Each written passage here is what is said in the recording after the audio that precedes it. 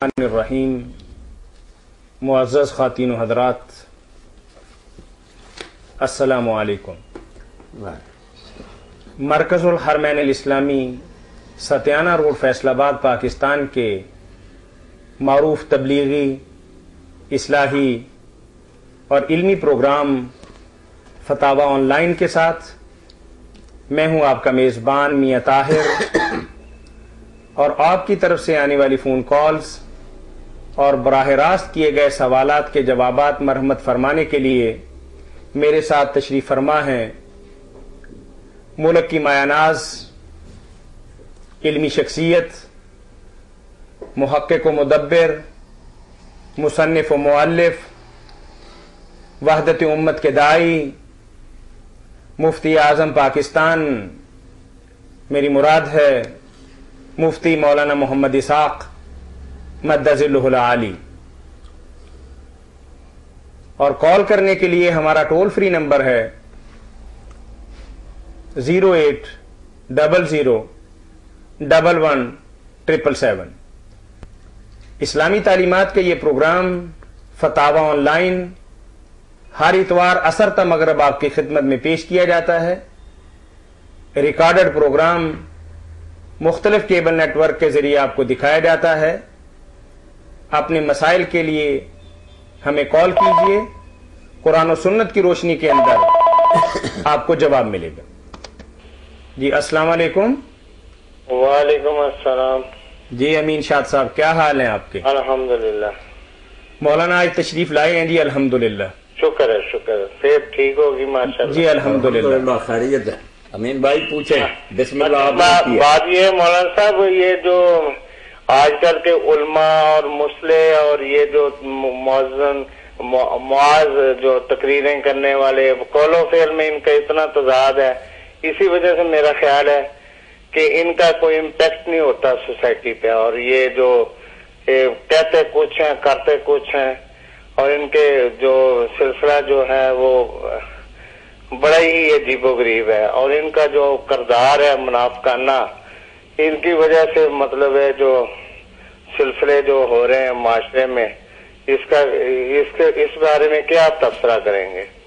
تبصرہ بالکل امین شاہ صاحب، آپ نے جو کچھ فرمایا نا، اللہ ماشاء اللہ، سارے تو ایسے نہیں ہیں، بہت سے اچھے نیک لوگ بہت اچھے بھی ہیں، مگر ان کو ان لوگوں نے پیچھے ڈال رکھا ہے، خود آگے بڑے ہوئے ہیں، قائد اور پیشوا بنے ہیں، دانشور اور مفکر ہے ان کی حال یہی جو آپ نے بیان فرمائی کہ یہ ایسی باتیں کہتے ہیں جو کرتے نہیں، ان کے قول و فعل میں تضاد ہے، اور یہ قول و فعل میں اگر مطابقت جو ہے نا کہ کہے کچھ کرے کچھ، یہ ایسا برا مرد ہے کہ اس کے ہوتے ہوئے دین جو ہے اس کا کچھ نہیں وقار رہ جاتا، لوگوں کی نگاہ میں دین بدنام ہو جاتا کہ دین کے پیشوا ایسے ان کے کرتوت یہ، تو ایسے لوگ جو ہے نا وہ دین کے لیے نفع بخش نہیں، ان کا وجود نقصان دینے والا ہے، انہوں نے دین کا وقار لوگوں کی نگاہوں میں گرا دیا۔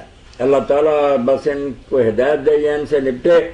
اچھے علماء جو ہیں ان کی طرف لوگوں کو رجوع نہیں ہوتا، نہ وہ بیچارے انٹرنیٹ پر آتے ہیں، نہ ان کے پاس وسائل ہیں، نہ وہ خود ہی شہرت چاہتے ہیں۔ بس یہ جن کو لوگ اس طرح پروجیکٹ کر رہے ہیں، کچھ حکومتیں دے رہی ہیں امداد، کچھ لوگ جو ہیں ان کی خواہشات کی باتیں وہ کرتے ہیں کہ پردہ نہیں، موسیقی ٹھیک ہے، شراب جائز ہے، ایسے لوگوں کو لوگ پسند کر رہے ہیں، یہ قیامت ہی آ رہی ہے۔ بالکل بالکل، نوجوان نسل خاص طور پہ ان سے بڑی برگزش۔ ہاں، ایک طرف یہ دین کو بدنام کر رہے ہیں، دوسری طرف جو کاروباری لوگ ہیں دین فروش، وہ لوگوں کو خوش کرنے کے لیے نئے نئے مسئلے گھڑ رہے ہیں، اور یہ کہتے ہیں کہ دین 1400 سال میں کسی نے نہیں سمجھا، سب وہ بیوقوف تھے، بددیانت تھے، ہم پیدا ہوئے ہیں مجدد اور محدث۔ حالانکہ ان کا کردار مولویوں سے بدتر، آپ دیکھ ہی رہے ہیں یہ دانشور جو آ رہے ہیں، نہ داڑھی نہ نماز، بے پردہ عورتیں بیٹھی ہوئی ہیں، اور یہ بس بگاڑ رہے ہیں فلسفہ۔ میں وداؤٹ ٹیکنگ دیئر نیم، مطلب آپ تو سمجھ گئے۔ ہاں سمجھ گیا، میں سب جانتا ہوں۔ اللہ تعالیٰ رحم فرمائے، اپنے دین کی مدد فرمائے اللہ۔ آمین، بس ٹھیک ہے، السلام علیکم۔ جی بارک اللہ۔ مولانا یہ بچوں کے متعلق دو سوالات ہیں۔ جی، وہ بھائی کا سوال یہ ہے کہ اگر کوئی بچہ کسی مسلمان گھرانے میں پیدا ہو اور پیدا ہوتے ہی وفات پا جائے اور ابھی اس کے کان میں اذان وغیرہ بھی نہ دی ہو، تو کیا اس کی نماز جنازہ ہوگی؟ نماز جنازہ جو ہے نا اس کے جائز ناجائز ہونے کا اس پر کوئی دار و مدار نہیں کہ اذان کہی ہے یا نہیں. اذان تو آپ دیکھتے ہیں کچھ لوگ ویسے ہی کہتے ہیں کہ اس کا ثبوت نہیں، کہنی نہیں چاہیے، مگر صحیح تو یہ کہنی چاہیے. اور اگر نہیں کہی گئی، وہ بچہ فوت ہو گیا یا ماں کے پیٹ سے ہی مردہ پیدا ہوا تو جنازہ اس کا پڑھنا چاہیے. یہ کوئی وجہ نہیں ہے کہ اذان نہیں ہو سکی اس لیے جنازے سے محروم رہے، جنازہ اس پر پڑھ. باقی یہ بات علم میں رہنی چاہیے کہ بچے کا جنازہ اس طرح ضروری نہیں ہے جس طرح بالغ کا ہے. 6 سال کے بعد جو ہوتا ہے نا فوت آدمی، اس کے لیے جنازہ پڑھنا لازمی ہے.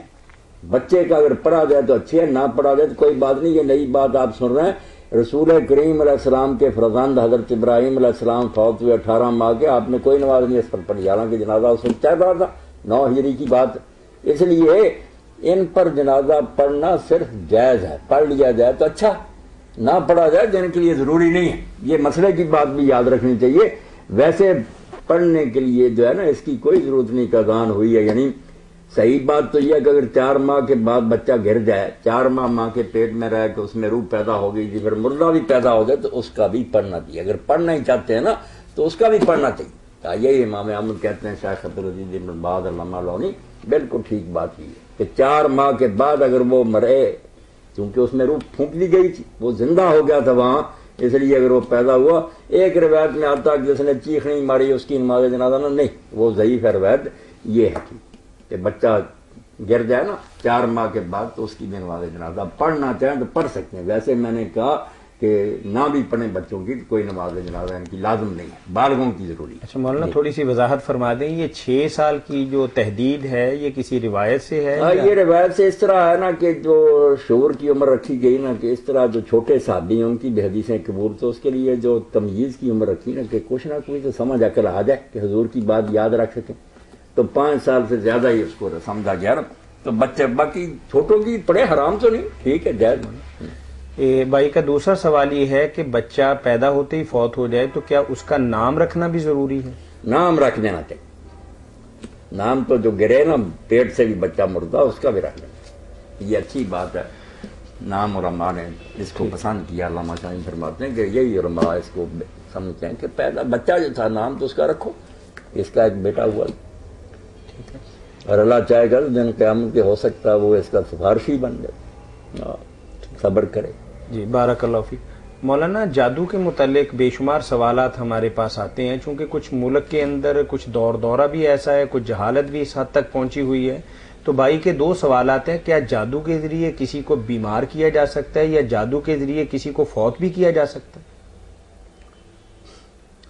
جب بیمار ہو جائے گا جادو کے زیر اثر آدمی تو آہستہ آہستہ ہو سکتا ہے وہ موت تک ہی پھر پہنچ جائے، نہ علاج ہو سکے، اور بیچارہ آہستہ آہستہ جیسے دوسری بیماریوں سے لوگ مر جاتے ہیں ایسے وہ بھی مر جائے.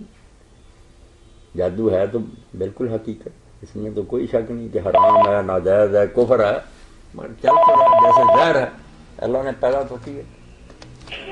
جی السلام علیکم. وعلیکم السلام. مولانا صاحب سے بات کرا دیں. جی سن رہے ہیں آپ کی بات بہن، فرمائیے. جی یہ نا میرے بیمار 7-8 ماہ سے. جی جی جی تو پتہ نہیں لگ رہا، دماغ گھومتا ہے، اس طرح نا کوئی دعا وغیرہ بتا دے. اچھا بیماری کے لیے کوئی دعا وغیرہ مولانا فرما؟ بالکل لوگ پریشان. کوئی ہلو جی سن رہے ہیں آپ کی بات بیٹا. ہاں جی وہ نا دل گھبراتا ہے نا، دماغ گھومتا ہے، ڈاکٹر کوئی کہتا ہے ڈپریشن ہے اور نہ کوئی کہہ رہا ہے کہ نا میرے تفکیر سمجھ نہیں آ رہی. آپ نے ویسے کسی ڈاکٹر سے یا اچھے معالج سے کنسلٹ کیا ہے؟ ہاں جی میں نے ٹیسٹ بھی کروائے ہیں، کلیئر ہے سارے. دم وغیرہ کا کہہ رہے ہیں، بس اللہ میاں پہ بلیو ہے، تو کسی نے آپ کو بتایا تھا کہ ان سے کنٹیکٹ. اللہ رحم فرمائے، کرم کرے. ہاں جی تو کوئی دعا وغیرہ. بیٹا ذرا آپ خاموش رہے نا، پہلا جو سوال تھا اس کا بھی سمجھ لیں، وہ شاید آپ کو بھی نفع دے جائے. جی وہ بات ہو رہی تھی جادو کی. جی جادو لوگ کرتے ہیں ایسے سفلی جو کام میں لوگ کمینے پڑ جاتے ہیں لوگوں کو تنگ کرنے کے لیے. تو اس سلسلہ میں نے پہلے بھی ایک ساتھی کو لاہور سے آئے تھے نوٹ کرایا تھا، اب بھی لوگ سن رہے ہیں، تو اس کو